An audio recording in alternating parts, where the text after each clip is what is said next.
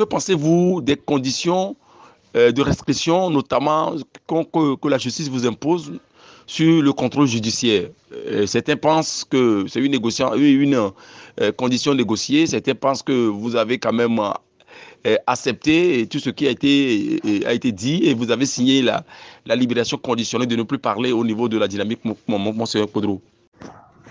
Donc, à propos du contrôle judiciaire, je dirais que le contrôle judiciaire est une mesure de restriction de liberté et personne ne peut se le souhaiter. Dire que c'est une négociation avec le pouvoir pour ne plus parler est un raisonnement vraiment bizarre. Ce n'est pas correct pour ceux qui parlent comme ça. Donc, notre candidat, le candidat de la dynamique, son Excellence M. Agbeyome, et le coordinateur de la dynamique, le président Philbert Atisso, et le secrétaire général national, le secrétaire national de la CDPA, Madame Brigitte Timagbo, voilà ceux qui ont été mis sous contrôle judiciaire. Et je crois qu'en lisant même les termes même de ce contrôle judiciaire, on peut comprendre très bien que c'est une imposition de la dictature pour empêcher qu'on continue de contester les résultats. Mais dire que c'est une négociation avec la dictature, moi je ne crois pas que cela est un raisonnement de bon sens. Moi je ne le vois pas ainsi. Je crois que nous devons quand même dire des choses selon la vérité. Agbeyome, on est venu enlever Agbeyome dans sa maison. On ne peut pas enlever quelqu'un dans sa maison pour qu'il aille négocier, pour qu'il aille faire de quoi que ce soit.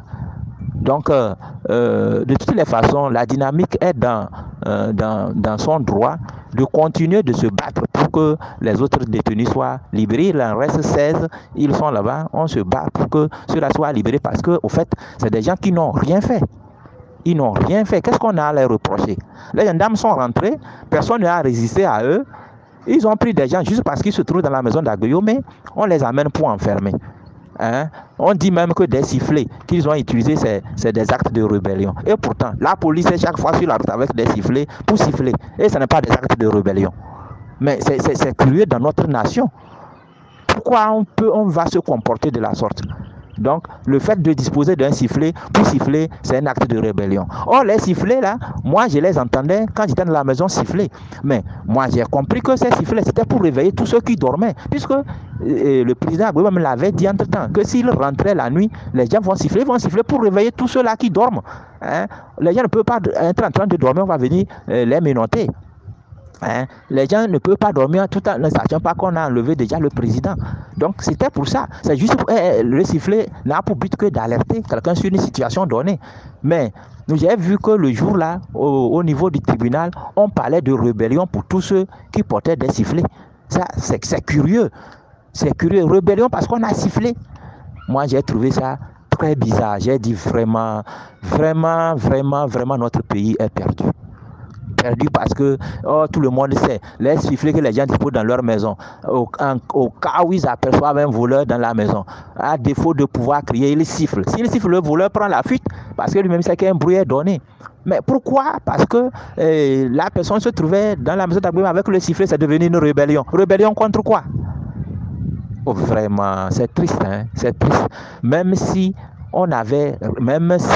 des gens étaient dans leur maison, on irait les chercher juste parce qu'on a appris que eux aussi, ils sont des amis d'Agbeyome pour aller enfermer. Toutes les souffrances, toutes les tortures que nous avons eues là, c'est juste parce que nous sommes à côté d'Agbeyome, parce que nous sommes allés rendre visite à Agbeyome, juste parce que nous avons dit Agbeyome, nous l'avons soutenu pour battre campagne. Mais vous allez faire ça à combien? Aux millions de Togolais qui restent là, vous allez leur faire ça? Donc moi, je trouve que vraiment c'est triste. C'est triste qu'on dise que quelqu'un qui a un sifflet ou bien qui a sifflé est un rebelle. Rebelle à quoi? Même est-ce que le sifflet peut empêcher que un gendarme marche pour aller prendre Agbeyome, le menotter?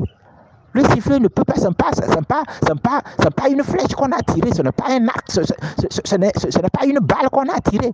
Ce n'est pas un couteau, ce n'est rien. C'est juste un bruit. Et puis le bruit va être qualifié d'acte de rébellion. De rébellion, comme si les gens... Et le jour où les gens prendront des armes pour combattre qu'est-ce qu'on va dire? Ça serait quoi? C'est la guerre mondiale. C'est la troisième guerre mondiale. Donc moi, je crois qu'il ne faut pas qu'on s'amuse jusqu'à ce niveau-là. C'est tellement ridicule. On est vraiment ridicule à certains niveaux que je me demande, bon, est-ce que ce que le pouvoir, le Togo là, a vraiment, comme les hommes de Dieu le disent, on a perdu le pouvoir. Le pouvoir a déjà quitté ce pays. Ça veut dire qu'on est là à faire seulement ça comme quelqu'un qui est mort et qui s'agite. Hein, mais il est déjà parti, c'est le corps qui s'agite. Sinon, aux yeux clairs, que tout le monde voit, le sifflet là, qu'est-ce que ça a fait à quelqu'un? Ça a fait quoi à quelqu'un? Ça a blessé quelqu'un? Ça a repoussé quelqu'un? Juste parce que tu as entendu le bruit là est une rébellion. Oh, vraiment, vraiment, c'est triste pour notre pays. Merci, mon frère Nani. Je crois que je vais arrêter comme ça. C'est ce que je crois, c'est que ce que tu peux sélectionner. Bon, je te reviens tout de suite.